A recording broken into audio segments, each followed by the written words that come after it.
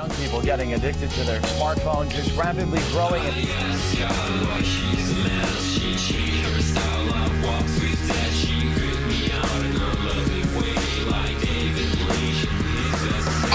One. Hello, everyone, and welcome back to the Scorpion Movement Podcast, episode 27. On this very special episode, we have Dr. Sara Laskey. We wanted to interview her primarily about her transition from acting to medicine and then primarily back to acting. She has acted in several pretty, sizable projects over the last several years, and she also has a background in the circus from what I read about her on the internet.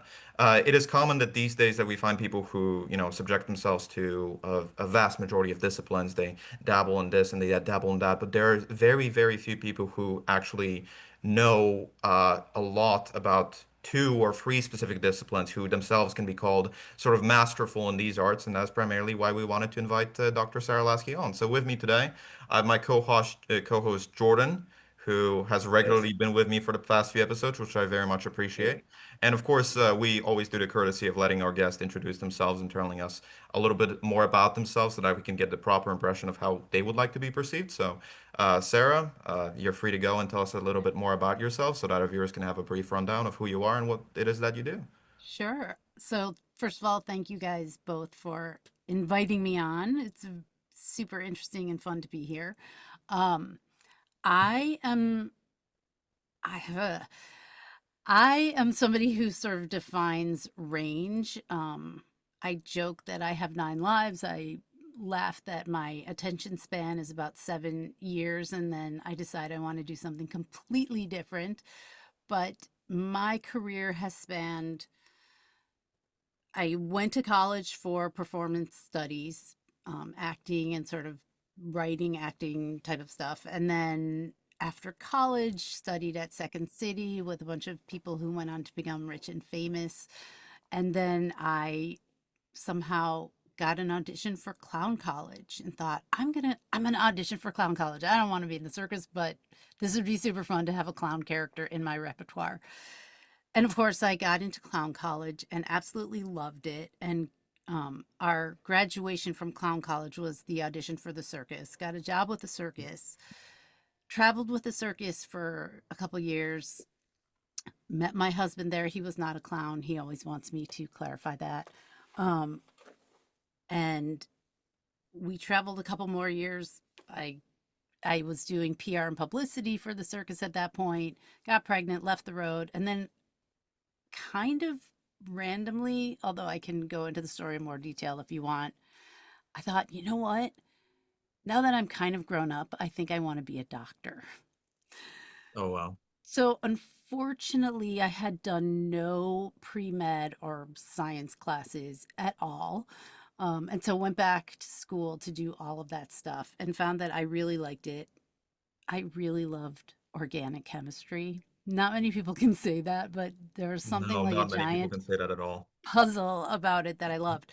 So I during the period between taking my pre-med stuff and going to medical school, I had another kid. So I had two kids when I entered medical school and um did that, decided to become an emergency medicine physician, did that for 13 years, 14 years, somewhere in there. And sort of towards the latter third of that, became the chief experience officer for my healthcare system. And so got really into customer experience, employee experience, and then got recruited to a tech company, Qualtrics, to go work for them.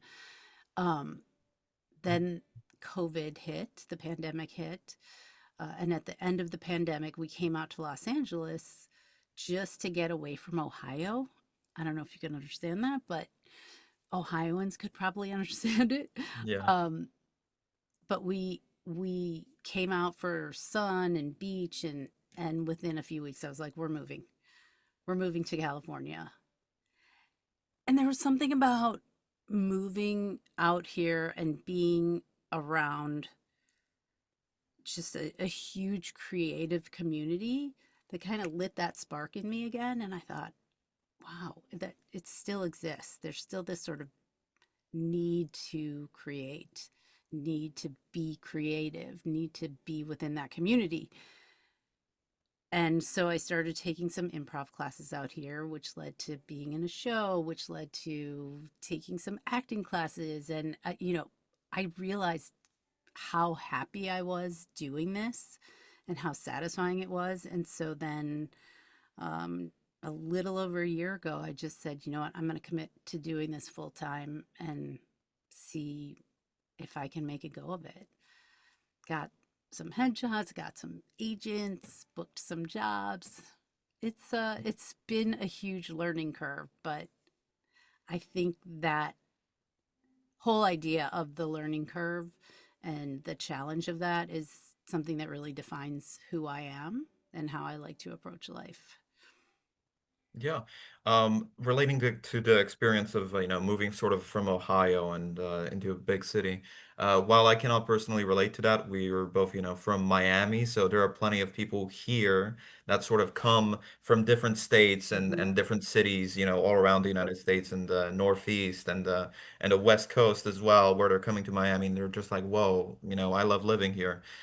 Because there are very few people who are born in Miami and stick around here commonly because, it's because of the prices. But I totally get and how a lot of people, perceive that experience. That's awesome. I just wanted to quickly ask so we can get a little bit of a timeline here. So around the time that you started performing with the circus, was that around the 90s? You're gonna make me age myself here, dude. Okay. I don't know if that's fair. Yeah, so that was late 80s, early 90s. Late 80s. Okay. And then when we're looking at you sort of transitioning back to acting, I understand that it was within the last several years. But Yeah, it then was the before then, 30-year break. okay. And then you said it was like 13 or 14 years when you were working as emergency medical technician? Emergency doctor, a physician. Okay. Yeah. A physician.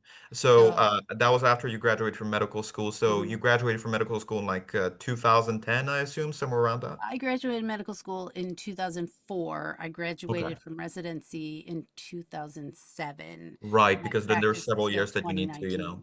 Yeah. Yeah. Okay, awesome. Yeah, so that definitely is like a large break. I know Jordan has a fair few questions on his mind as well, but I just want to like really quickly ask. You said that you could expand this and go a little bit more into it. What suddenly made you want to become a doctor? So when I had had my first kid, I Mm-hmm. really struggled with nursing. I had this lactation consultant who Mm-hmm. basically saved my life, mostly because she made me feel like a competent mother. Mm-hmm. And I I was a stay-at-home mom at that point. We had moved back to Ohio, and I was like, I think my brain is starting to atrophy. What is going on here? And so I thought, okay, well, maybe I'll be a nurse, but that didn't feel right. And so I thought, you know what? Maybe I'll be a doctor. And I actually thought I would be a pediatrician because of the whole, I don't know, clowning thing, having kids thing. But I just had to go and figure out, how do I do that? How do I go from 0 to 60 in terms of wanting to go to medical school? And um, figured that out. And then once I got into medical school and started exploring all the different possible career paths from that, it was definitely emergency medicine for me. Yeah, I can definitely I can relate to the sort of experience of going to college and then picking a major and then not realizing that it doesn't fulfill some of the requirements for like future studies. You talked about the pre-med and how you realized that you didn't fulfill any of the courses, including the one that you ended up loving, the I believe organic Organic chemistry, you chemistry, said. yeah. Yeah, yeah, yeah.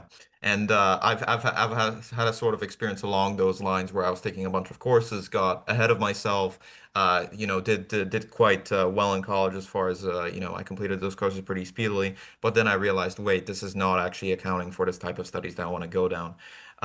So obviously, it's when you're sort of these days when people are expected to go to college, they're quite rushed early into it, and then it takes a sort of time, a sort of curve to realize what it is that you want to do. And for Hmm. you, I think that exemplified itself in the fact that you just sort of went down this trajectory of going from acting, then you went to the entire like clowning thing.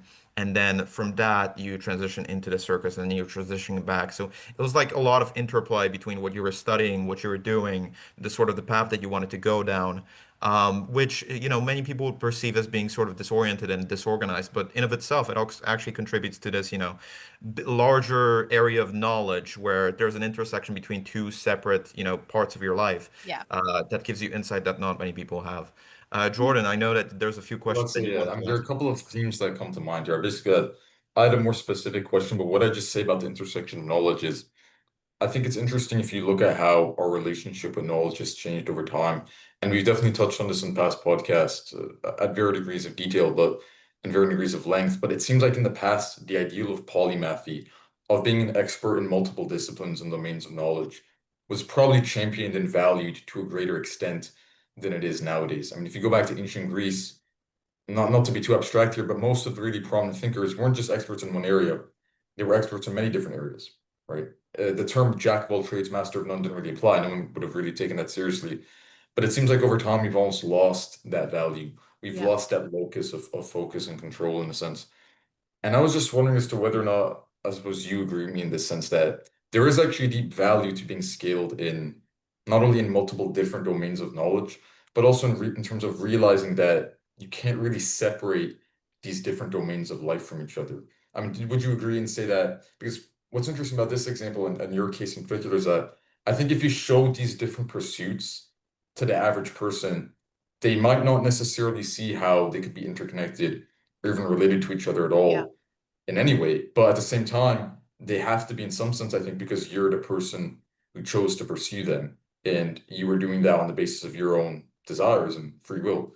So do you think that there is something fundamental, maybe some type of core that ties all of these different pursuits of Oh, yours together? Or absolutely. what do you Yes. think it is?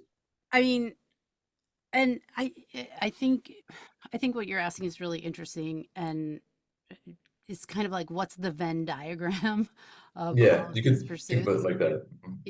Where do they all connect? I mean, for me, they connect. They really connect with connection. Um, Mhm.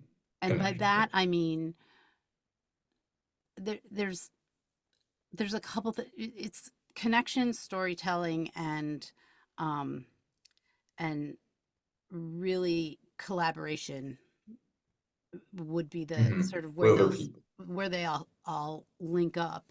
And let me expand on that a little bit. I mean, in terms of um, connection, when you're clowning in the circus, when you're improvising, when you're acting, when you're in front of a patient's family, it's so important to uh, have that connection. How do you build for 10 seconds?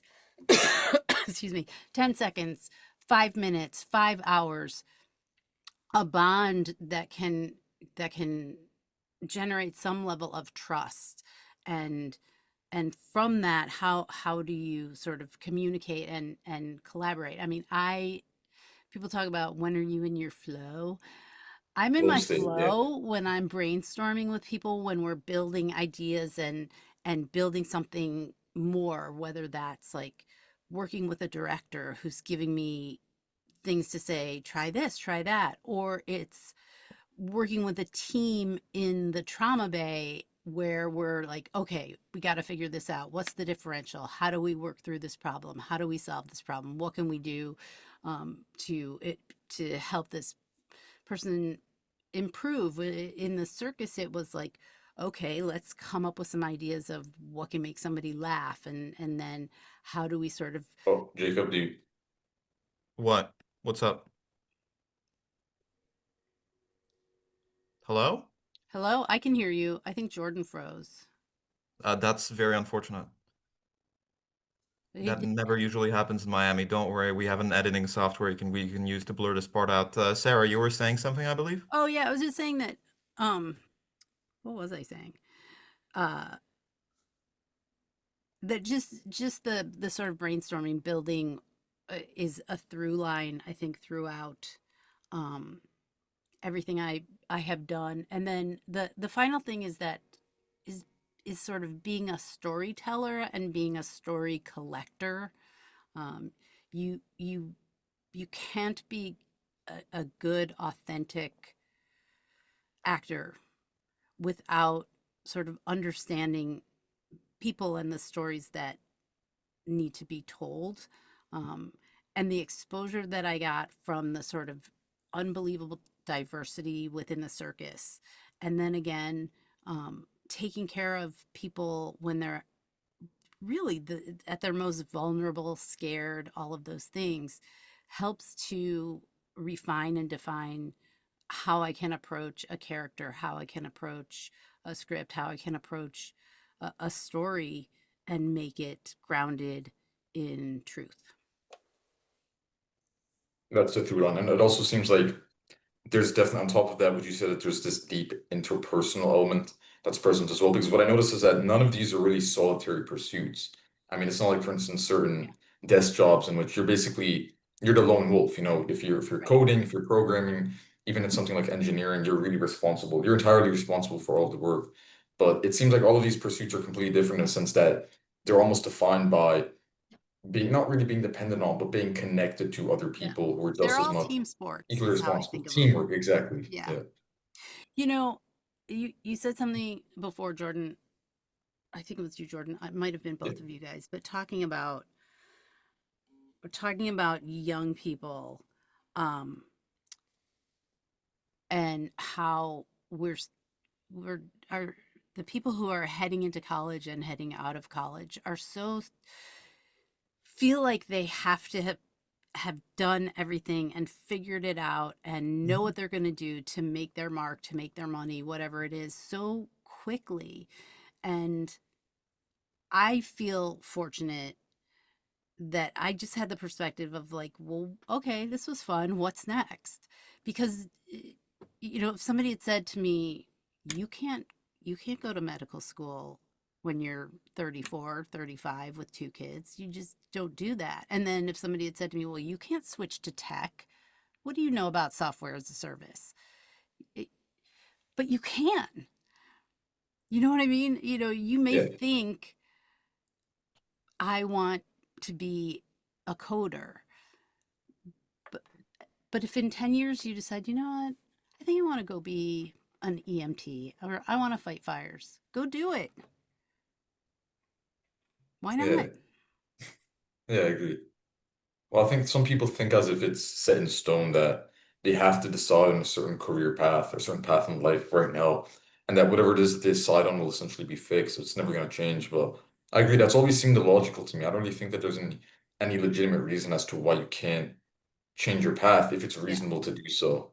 And I think it's probably, I agree with you. I think that belief probably holds many people back. I mean, many more people than should be held back in the first place. So I completely agree with you about that.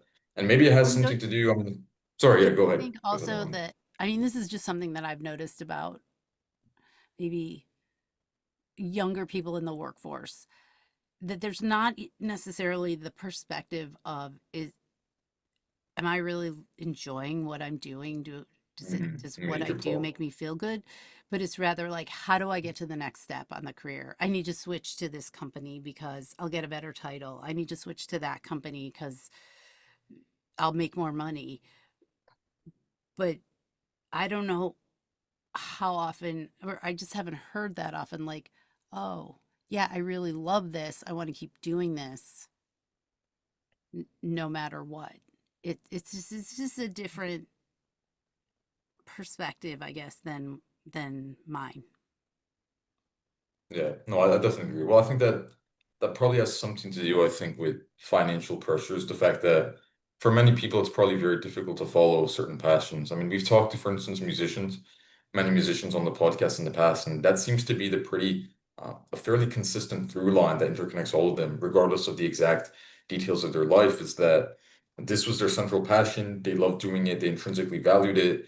They weren't really doing it because someone else told them to do it, because society told them to do that to do it. But unfortunately, from a monetary and financial perspective, which is definitely pretty important in life, I'd say it was just somewhat unfeasible. And over time, they actually had to really shift their focus either by way of switching their career entirely, Yeah. finding some type of supplementary income, a side or a main job, a day job. And I think overall they probably turned out relatively happy over time, but I do agree with you that it's somewhat sad that those pressures had to even be present in the first place, that they couldn't just focus on what they really truly passionately loved and excelled in that domain. But I suppose maybe it's even a problem with society. It could actually be more of a structural problem than just an individual one. I mean, I don't really know. What do Yeah. you guys think about that aspect of it? I think we don't I mean, take enough yeah, adventures in our 20s. Because that's what I tell my kids. I was like, you're going to care a lot less about where you sleep and how comfortable you are, or Yeah, can I mean, can I afford the nicest, the best of whatever in your 20s? When you're 40, when you're 50, you want to be more comfortable. So have some yeah, adventures in your 20s. If yeah. do it. It seems like yeah, that's I probably the think this best. message comes Sorry. Yeah, particularly like important for both of us since we're both sort of stuck around that age where you're sort of like phasing yeah, out of college and we're in our 20s and we're sort of figuring stuff out along the way. But I think that that's an experience that's more commonly missing from people now as they sort of become more isolated and they don't really feel like taking risks too much, especially when there's this feeling of fear and anxiety amongst people. You can't really pinpoint what time the difference actually took place, but it feels like people used to take a lot more risks. So when recounting your story and your situation, it comes across to me particularly inspiring how in a lot of cases, as you said yourself, at the age of 34 or 45, I believe you said, going to medical school, a lot of people think that by the time that, you sort of skip past the stage of your 20s or even earlier, that taking risks is actually inconvenient for you. But then we addressed later on in an interview how you have that very rare intersection where you feel like there's this very important value of connection that you have to emulate both in your medical career and in your career as an actor. So that comes across as something that is an insight that you would not otherwise have gotten. And I think me and Jordan have been reflecting a lot recently as we've been doing these interviews on the very specific paths that people sometimes take and how we tend to judge ourselves very harshly on the metric of the success of other people when in reality there's a lot of information that can be learned from every each and individual story. I wanted to touch upon something completely different and sort of jump back to the topic of you graduating from college from this acting degree and then you going to clowning school. And this is something that is particularly yeah. this is crucial to me because recently I watched I watched the episode of the Adam Friedland show with Rainn Wilson. And in that, Rainn Wilson went for about 20 minutes talking about how he went to this like clowning school for 1 year before he became an actor, and how there's this very important thing that they teach you about acting in that sort of discipline that they don't teach you otherwise. That people, they make fun of it because they hear like clown, haha, like birthday clown. That it's very hard to make people laugh when you have like a costume on, like a red nose on your face, because then they're gonna interpret anything that you say that's supposed to be like comedic as preachy. They sort of know Mm. that you're expecting to make them laugh or something of the sort. And when people hear that you're expecting to make them feel some type of way, they will resist feeling that type of way. If someone is going up to me and saying, I'm gonna scare you, it makes whatever they're about to do way less scary. And he said that the most hilarious thing that you can do when you put on a red nose and a costume is you can actually begin telling a serious story about yourself that is like Yeah. heart-wrenching. Because then people are going to laugh because that's truly Right. unexpected. So from that, I understand that there are a lot of things that you get taught in clown school that otherwise would be applicable to acting or just like insight of connection that you otherwise have. Is there something that you learned during that experience of working, I believe it was with Ringling Bros? Yeah. Is there an experience that you had behind besides like meeting your husband, who you've clarified was not a clown? Is there Yeah. something that you've learned that you still carry forward with you to this day? What's like something unexpected that people don't know that they teach you in these sorts of environments? So my so when when I went, there was a clown college. It was Yeah. like a 3 month thing, curriculum. You worked on um, all of all of these different aspects. So creating your personal, very unique clown character. What did that person look like? What were their, quirks? Then all of the skills stuff like juggling and stilt walking and unicycling and lots of skill stuff. And then there was sort of the writing of the material, because we would produce our own, well, we call them clown gags. We would produce our own gags.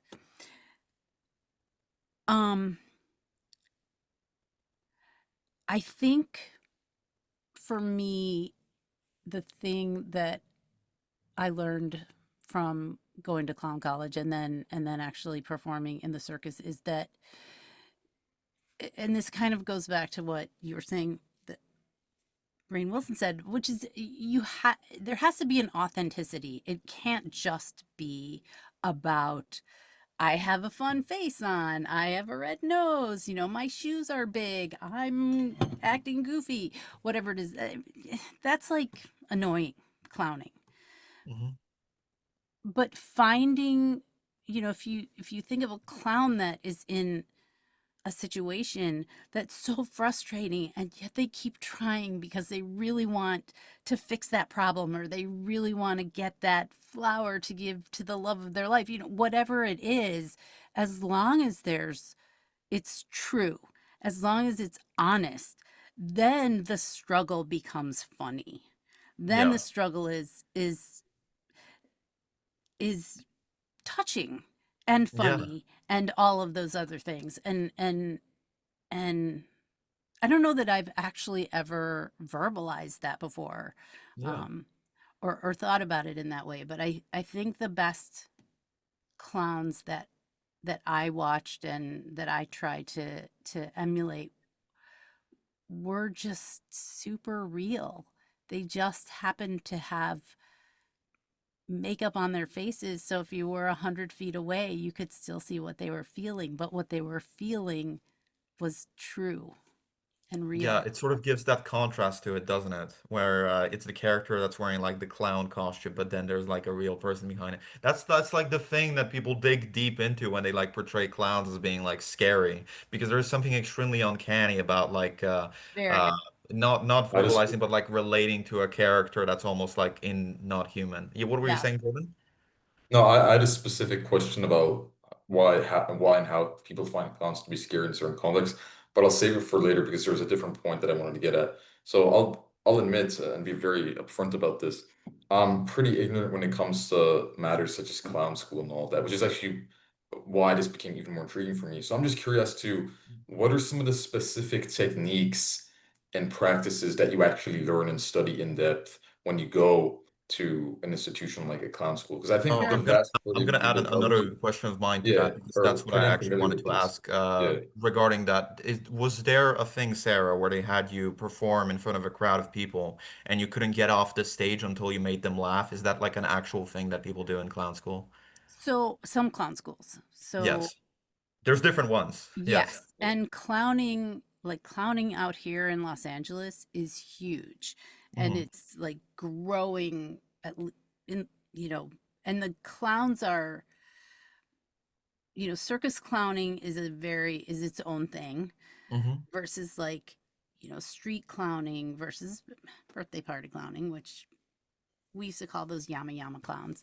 Hmm. Um, uh, and yeah, it's just it continues to morph and change and develop and um but some of the things I learned, I mean, this was fun.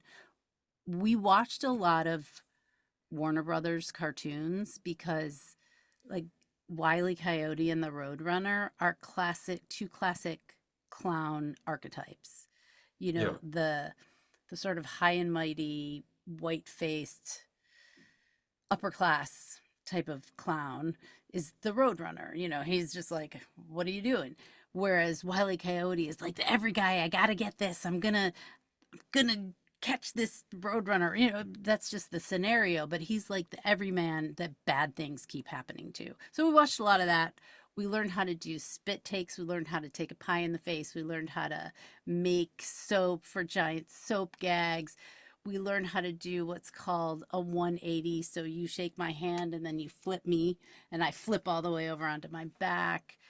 We learned how to do fake fighting. We learned the secret of the clown car. I don't know if I'm allowed to share that. No. We Yeah, we I mean, we learned juggling and stilt walking and how to walk on those big giant balls that the elephants push. Um, yeah. So it was, Yeah, it you was, got to be real secret with it. The clown Illuminati might be watching. Yeah. I know. It's And gotta be very so careful. in what context do you perform those types of techniques out there when you're actually engaging in the work, basically? Again, I don't really know that much about this. I think many So I people don't might really write a, know. Yeah, go ahead. I yeah. think many people So if just I don't was know much. writing a Yeah. clown gag about a podcast, Hmm. Okay. I would have something where I don't, you can sort of see my microphone, Yep. where we're sitting around and we're all different clown characters and I'm talking and then you're talking and then Jacob's talking and then he like bonks his head and he goes back and he bonks your head and he goes back and bonks mine and I push you forward and then the microphone like squirts out water and it gets in our eyes, so Jordan, write that down. we come up with a whole Yeah. context using like the props that we have that are applicable to that situation, mics and monitors, maybe the monitor explodes into confetti or something, and then also like Three Stooges-esque how we bumble around with each other and with each of us having our own point of view. So Jordan might be like the I don't get this. What's going on, guy?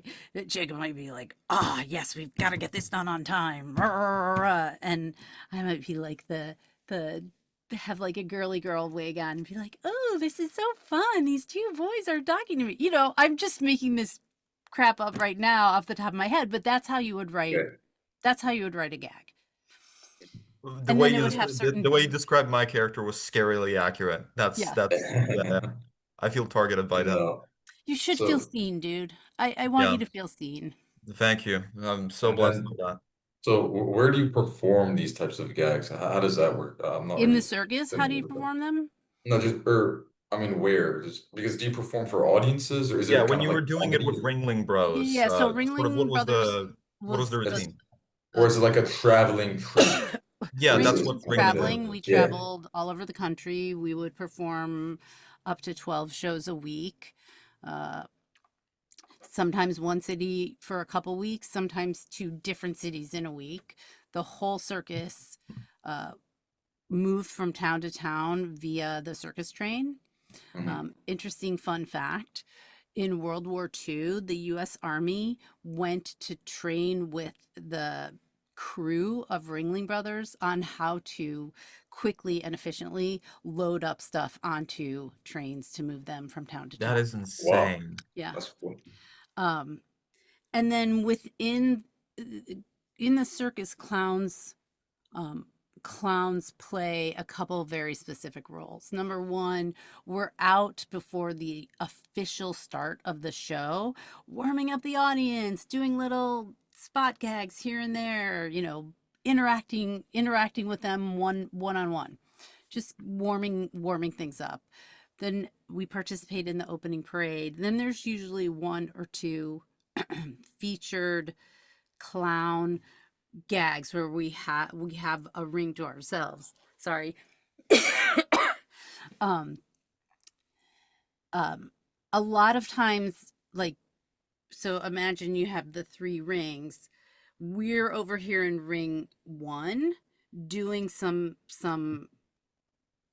big gag, big sketch while all the lights are on us, while they're setting up or taking away the tiger cage.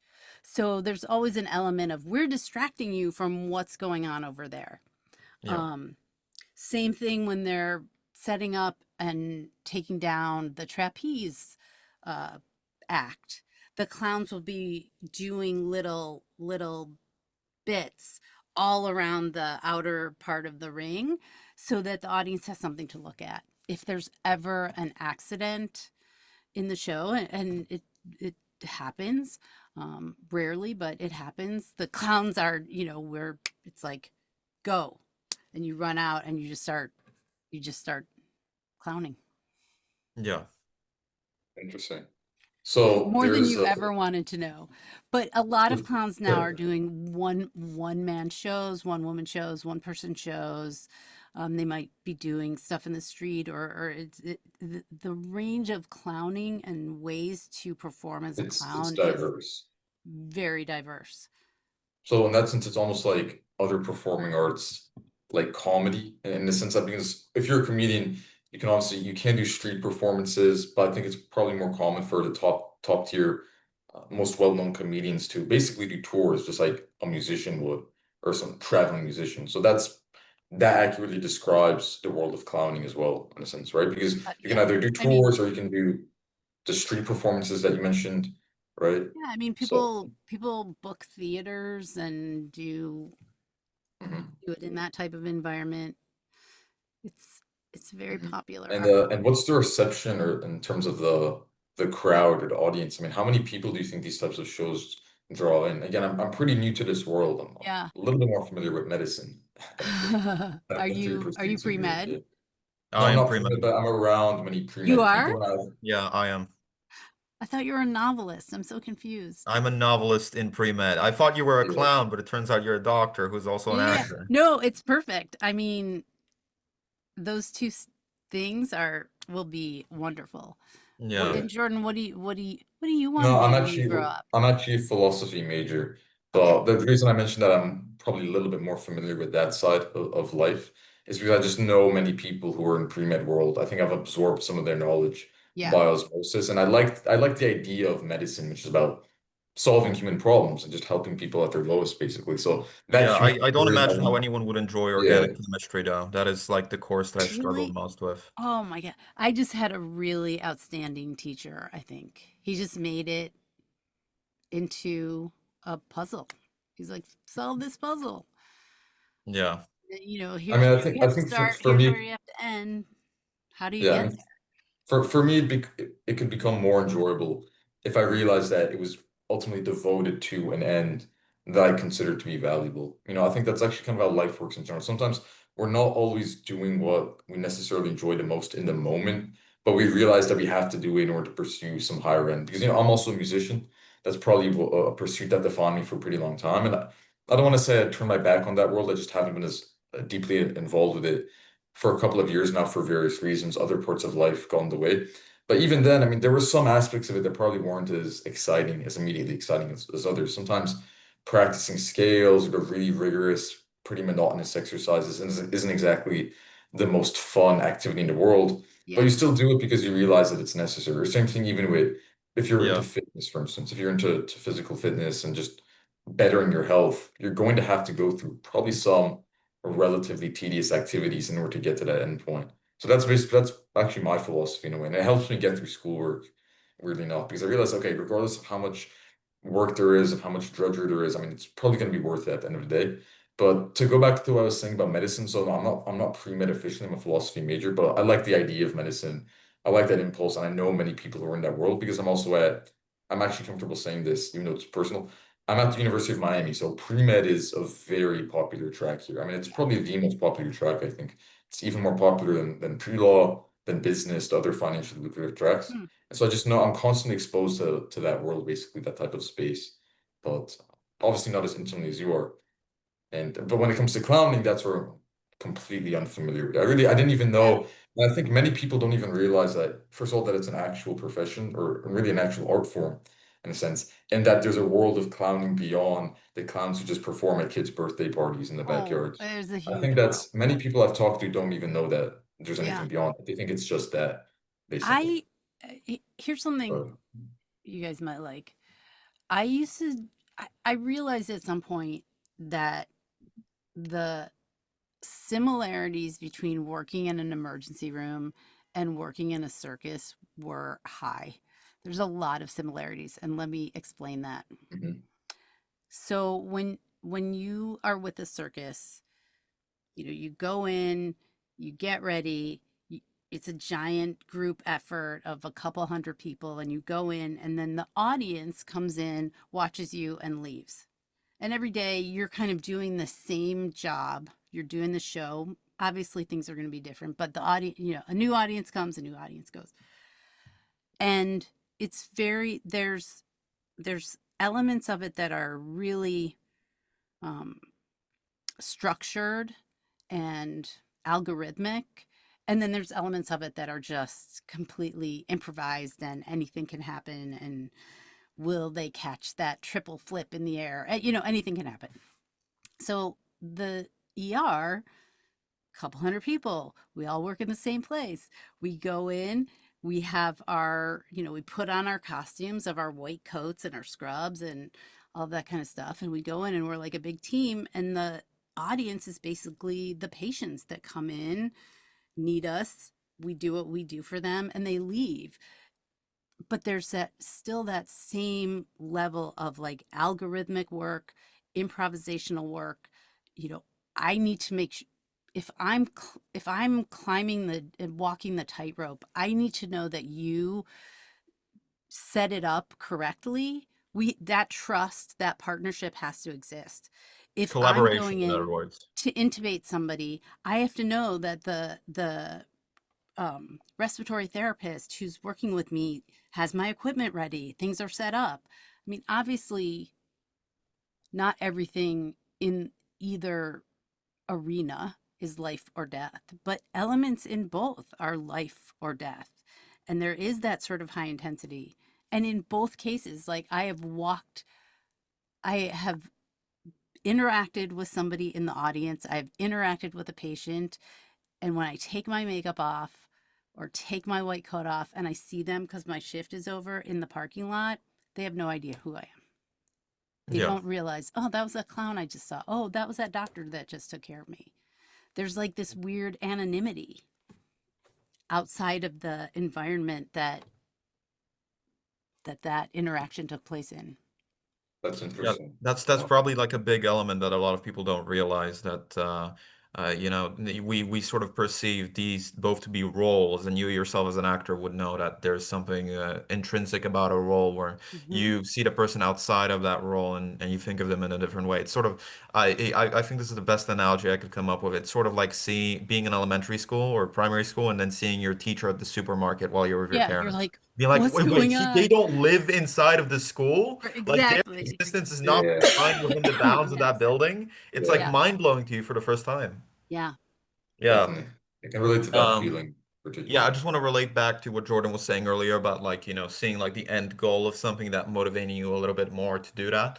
I think that is very true, and that has been true for both of us. But then in the end, with all of our different disciplines, with Jordan being like a musician who studies philosophy, and me being in pre-med, but also having published novels, like it goes down this weird rabbit hole of I think everybody in this call has like various disciplines that they've done themselves, and that don't often see themselves in like intermixing, but indeed have a lot of common. We've spent the last 20 podcasts pretty much talking with Jordan to different musicians about how like philosophy and music intersect, and we found so many like different intersections that it's impossible to talk about in one. I mean, you genuinely could write like 20 academic papers about this in my experience, but very little people have the sort of interesting experience that you've had, Sarah, where you went to clown school for, I believe you said it was 3 months. Hmm. Three And and a then half months. you've had to take the necessary pre-med courses way later on and then go to medical school later on as well. So I've haven't been to medical school at this point in my career, but I assume it's a lot of work and certainly a lot more work than only 3 months of clown college. And although those 3 months can be very intensive, very many people that go to medical school first of all, from what I perceive, a lot of them already kind of want to know what kind of discipline of medicine they want to go down into. And a lot of them are also quite, they take the MCAT and they think they themselves are quite prepared for the challenges that are had to come. But it often takes, a couple of years for them to really get settled to decide what kind of thing they want to do for their residency, Yeah. see the opportunities that are ahead of them. And I'm sure that after having a career in a specific field, getting into a whole another field, especially one requiring as rigorous, of preparation as medicine often does, was something that was quite challenging to you. So I want to hear a little bit more about that because, we've subdivided your life into several different chapters. That is, the sort of clown career in acting school, then now heading a little bit more into the medicine. And I want to see, how that sort of led you down the path of coming back to acting and Yeah. regarding the medicine. I mean, you've told me that you found organic chemistry very appealing, but seeing as you went to medical school and you didn't exactly, you said yourself that only later you found that you wanted to be, in that specific role of a physician and you wanted to do emergency things. Then you went into tech. How did that all come about? Yeah. What different, interesting things did you find out during medical school about yourself? That you hadn't known before in your entire career as a clown.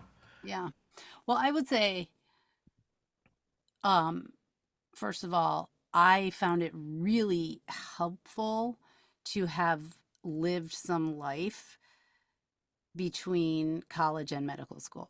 Hmm. Probably more life than most your average student, but my ability to two things. One was the ability to know kind of what was important and what wasn't, and not have this overwhelming, you come out of pre-med and the MCAT and you're like, I have to get the best score and this and that, and I have to know everything, because that's what it's like as an undergrad. Yes, But I think, absolutely. yeah, I would have been a terrible pre-med as an undergrad.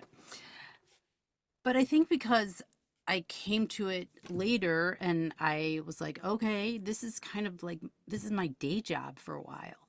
I'm going to get up, I'm going to go to class. I am going to go from class and study and get what I need to do. And then when clinical started, it was like, okay, right now I am focused on surgery. Okay, now I'm focused on internal medicine, and just the ability to not have the even the distractions of like, ooh, where's everybody going out for drinks tonight? Because I was married, I had two kids, so that was helpful.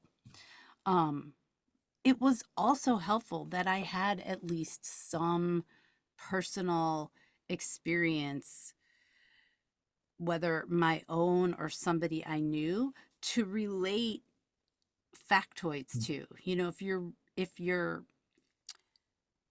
trying to learn, and some people can just take in the data and they can spew out the data, and they're great at that. But for me, being able to learn about somebody who had cancer, learn about cancer and know people that have had cancer, is a Yeah. very different experience, because you can be like, oh yeah, I remember when my grandma had those side effects, Hmm. um, those types of things. And when you're a little bit older, that can be really helpful. Hmm. Sorry, I have the worst cough for like 4 weeks. I apologize. Um, I I was surprised at how well I did. I'll be honest. I thought it was going to be harder than it was. Hmm. Um, I was also surprised. I I don't know why. I think some people, either their parents are doctors or they decide earlier that they want to go into medicine. And so they have a clearer picture of what medical school and then residency is going to be all about.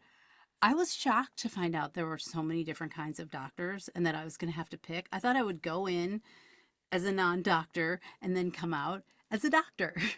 Yes. But no, and there's so many decisions that you have to make. Do you like working with patients? Do you want to do procedures? Do you want to do something that's more focused on like the technology, whether that's radiology or anesthesiology, or do you like um kids, right, adults, old people, Right. dying people? Do you want to talk to patients? Do you not want to talk to patients? I mean, there are so many sort of things that you have to. There is a huge world of difference between like live surgery and research. And both, you have to be a Yeah. Yeah. doctor. Yeah. I mean, and I think figuring out what you like, what you don't like, which is even Yeah. more important. Like, I thought I was going to like peds, but I did not like dealing with parents. Yeah, of course. Yeah, that's a whole And nother that's part really to 90, that's like consider. That's all of 90% it. of Was what the job is. Yeah. Um, you're talking about pediatrics. That's what Pediatrics, Yeah. you. yes. I realized that I love interactions with patients, but I don't want super long-term relationships with them. Yeah. Um, so many like decision points, and that was really eye-opening. and I was going down one path, Hmm. and then I did my emergency medicine rotation. Yeah. My fourth year, I did an AI emergency, and I was like, oh my God, and I was talking on the phone to somebody and saying to them, I don't know if I want to do women's health, but maybe I should do emergency medicine. And my son, who's older than you guys now, um, Wow. he was 9 then, and he Yeah. looks up at me. He's like, "Mom, you have to do emergency medicine." And I said, "Why?" And he said, "Because you've been so happy this month." There you go. There you go. That's good. And Yeah. That tells you all you need to know. yeah, it was like, who I liked the people, I liked the medicine, I liked the patients. Right. Well, it strikes me across as very interesting about like the entire field of medicine that people are very often it's very detailed how people are compartmentalized because there's a lot of people that have fears about, going to the hospital or whatnot, and they find it to be a very stressful environment, which I understand. But what most people don't understand is like the comparison that I made between there being a whole world of difference between live surgery and research. There's this old joke that goes, guy is in the hospital room, in the emergency room, and he's getting, some advice from the doctors, and suddenly the director of the hospital comes in, and he lets the patient know that he's going to be the one performing the surgery on him. And the patient is relieved. He's just like, "Oh, thank you so much, director. I bet I'm in such good hands." And he's just like, "Yeah, we'll see. I haven't done a surgery in 40 years." Something like Exactly. that. Yeah, I so mean, people there were so have that many perception. instances Yeah. where even at any academic medical medical center, Yeah. but where the senior resident is the Yeah. one whose skills are like, but people, patients will say, no, I want the attending, and you're Yeah. thinking, okay, but I've only been supervising these for the last 10 years. I haven't been doing quite as many as the kid who you are looking at and is saying is too young.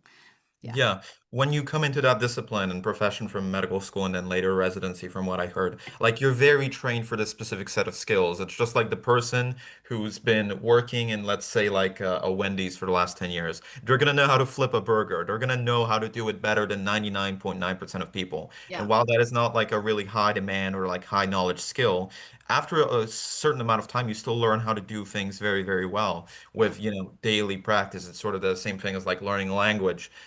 It's much less the case, if you take like occasional classes in the language for several months, you're gonna learn some of it, but then you're gonna forget. Whereas the person who like moves to a foreign country, let's say they like move to Italy, they're gonna know far more Italian than the average person because it's something that they have to do in order to pretty much survive Right. and live Every day, all the and time. be in that Exactly. position in that job in the medical sense that a lot of people get scared that the doctors are not going to know how to do their job, whereas a lot of surgeons, they're pretty much specifically trained only to do very few like specific things, and then there is Yeah. another doctor who is also trained to do a very few other specific things, Hmm. and then the entire like process gets streamlined through as if through a factory, through like a variety of experts who have specialties in like these very, very specific things, Yeah. so that there is this very, My very mom was heavy like friends with knowledge this of guy. collaboration. He was a ear, nose, and throat doc. He literally did one type of ear surgery. Yeah, He made a lot of money doing it. He yeah, was the best in the country. But for me, I yeah, could not do that. I'm definitely somebody who's more interested in wide than in deep. yeah. Some people want to know everything there is to know and be super good at this At that thing. one very specific Yeah, thing. And that that's often not works me. out great for these people because I bet this guy is the best in the world at that specific type of ear Yeah, surgery. yeah. Okay, before we go, because we're coming up on, Mhm. I think we're at an Sure. hour. Yeah. I Go want on. to ask each of you one question. Sure. Okay, go ahead. Yeah, Okay, that's really so fun. Jacob, I want to know what kind of doctor you think you want to be, and Jordan, I want to know what kind of music you play. I was in a band for Sure. a long time. Sure, Yeah. psychiatrist. It- Oh, nice. I pretty much got my undergrad, or I've just about got my undergrad because I'm missing some certifications in psychology, and then I did a section of that in pre-med in order to get all the required classes in order to perform quite well in medical school. And I think I had that very interesting background of sort of being I was a published novelist before I even graduated high school. I sought out like publishers and I got in contact with them. So that was I knew very early on that I was very much into writing, but something that I found very interesting, even when I was back in high school, was that the classes that I did the best that sort of had a human element to them. And that's not something that a lot of people notice, particularly when they're guys, because guys tend to go into engineering and maths and stuff like that. I was always very poor at that. But nevertheless, I always thought that I was way more into writing and reading because they had this sort of human element. It turns out that Yeah. I sort of like those just because a lot of writing and reading, it tells you a lot about philosophy, which is where me and Jordan got along most well. It tells you a lot about, how people think. And I wanted to sort of study that from a very scientific perspective. So I immediately came into psychology. I started reading like Jung and Freud, and I got very interested in it. Then it put me into like the whole philosophy mode with authors like Wittgenstein, and then we went into like Kant and then other disciplines. And then over time, I realized that the side of psychology that I like mostly had to deal with like the biology of it all, the composition of the human brain, how these parts intersected, because I didn't know that there's like a whole part of your brain called like the amygdala that controls all of your fears and all of your anger and all of that, and how closely this was linked. I learned that like some reasons why people act the way that they do is because some, you know, parts and sub-organs of their brain are located next to one another. And I, not for one second, did, realize that a lot of mood disorders and problems that we deal with in society on a day-to-day scale literally had their origins in how different parts of the brain are placed. So that's what And really got me chemicals. into this discipline. I'm not the sort of person who is focused on the medical field because I'm focused on the medical field because I particularly want to be a doctor. If there was a way to have a career like psychiatry without being a doctor, then I never would have once considered it. So I'm coming from an entirely different perspective from you in that I probably wouldn't want to be a doctor or anything else, a disorder, or even get a doctorate or even do a master's if there was any other way to do it. But I'm interested in the whole discipline of medicine, particularly through the lens of trying to become like a psychiatrist or having a career in psychology. Because I find it very interesting how science and philosophy intersect in such a like intriguing way, and that you can actually get money from diagnosing mood disorders and trying to sort of get to the root of that issue. It's something that's very fascinating for me. So I hope I've answered your question thoroughly. It's very rarely that guests ask us questions. I've been Yeah, I actually love on to that. Yeah. podcasts myself before and then ask questions. It's never happened Yeah. on the show. I But love I Jordan, love Jordan, you yeah, have a I question love of your own to answer. Yeah, I love the idea of guests asking questions. I wish that they would do it more frequently. But first of all, I said I do agree with Jacob that the humanistic dimension is definitely very important to me. And I was always better at those types of at those fields of study than in areas like engineering, maths, and so on and so forth. The ones that Jacob mentioned. I'm probably not completely deficient in that side of thought of the human intellectual life, but it just wasn't my specialty, wasn't Yeah, really my we're the forte for the opposite of same women. We're reasons. the opposite of women in STEM. We're the men, Yeah, yeah, yeah. towards Men I in mean, humanity. the no, but I've arts. Even actually applied with Yeah. him. I've acquired more of an appreciation for it because that is actually more so my family background. I mean, mo both my parents come from pretty hard physics backgrounds. My dad's an electrical engineer. He's been really successful in that area. And I realized that they don't have to be in opposition to each other. I think that's a bit of a false dichotomy because there is actually a bit of an aesthetic component to the natural sciences as well. I think and that's a topic for a different discussion because it's complex in and of itself. But to answer the question about music, type of music that I play, it might sound like a bit of a cop-out answer, to be honest, but I basically play everything. I'm familiar with many different genres of music.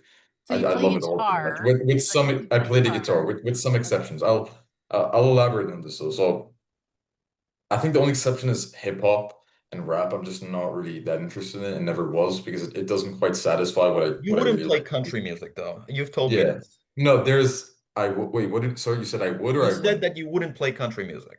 No, there's some country music that I like, actually. I mean, I don't like all of it, but there's this one band called 13 Horsepower, but it's not standard country, it's gothic country, You like which is experimental stuff, don't you? So yeah, yeah, I mean, so who are your top yeah, three bands? oh, top three bands. I mean, yeah, that it really varies, to be honest. I mean, depending on the mood and It's a difficult question, but Come on, off the top of your head. First off ones the that you top of think my of. head, okay, I'll just name formative bands. Who was on your Maybe not. Spotify list last year? I mean, come on. I actually I don't really use Spotify to be honest. It's kind of weird. Yeah. No, I'll Oh, answer. I'll answer. So I'll give you formative bands I think shaped me, even if I don't listen to them all the time. But King Crimson's one band. I don't know if you've heard of them. of I course. should. Oh, you like? Yeah, King Crimson is Yeah, great, I know amazing King band. Crimson. My Yeah, and husband is a big fan. yeah. In terms of really interesting band. And then in terms of newer bands, somewhat newer bands, there's this band I like called the Mars Volta. They're one of my favorites. Oh Really yeah, I've got heard of them. I don't. yeah. I'm sure I know some of their songs. They're probably somewhere buried in my list, but I don't. I couldn't sing Yeah, some they, off the they top of my carry head. that King Crimson-y type of sound in terms of Okay. some of the guitar tones and some of the techniques into a more modern context, more of a punk context, which I like a lot. And then in terms of someone who's really all over the place, but who I think really scratches many different itches, I'd say Frank Zappa is great, to be honest. Also that prog type of sound. But he pretty much played everything as well. He was very Yeah. eclectic. Yeah. But in terms of the styles of music that I play, and then there's also a part of me that's more so into, you could say, to punk and metal and in that type of scene, just adjacent worlds like hardcore. I love that type of music, loved it for a long time in terms of the more abrasive side. But in terms of, so I've been in multiple bands. I was actually in two bands in high school, but they fizzled out, didn't really go anywhere, which is common for high school because, Yeah. it's high school and people just aren't that organized. It's probably the most dissatisfying aspect. But the first band was called Providence. It was more of a prog rock jazz fusion type of band. Okay. I think I left at a period in which they were still actually going. They were still going to play without me, but I don't know if they're still active. I haven't really kept in touch with those guys in a long time, and they're good people. And then the second band was more of a metal oriented band. So it was a completely different style, but with some of the same members, just because local music scenes are very niche and insular. It's a very incestuous world. So especially because it's actually pretty difficult to find people who are very passionate about music to the extent that they want to play in bands, that they want to be instrumentalists. So if someone's in one band in one small scene, because They really like entering the scene. I'm really based primarily in the southern half of Dade County. I never really go beyond it. I don't really enter the north. And it's not really that large of a place because people hear the term Miami and they think, oh, it's this massive metropolitan area. But it's not like New York. I mean, there's definitely a bit of a local element, a bit of a scene, so to speak, and people know other people. And then through It's less that, like than half a million permanent residents. yeah, exactly. I mean, it shrinks Yeah. probably when you consider, well, that's probably for the city proper, Miami, but I'm not even Yeah, in. Brickell has at least like half Yeah, of that, yeah. yeah, Yeah. and Brickell has half that, which is just tiny geographically. I'm not even in the city proper. I'm a bit south. But so everyone knows everyone else, especially in a world like music. If someone's in one band, they're probably in another band, and then you can That's track very it from true, yeah. there. Yeah. So I was in two bands. I played the guitar and bass. So those aren't really my primary instrument. I think my favorite instrument to play is the guitar. I've been playing that since I was about I got my first acoustic when I was maybe 8 or 9, and I got my first electric when I was 11. So I have about 10 to 12 years of experience on both in total.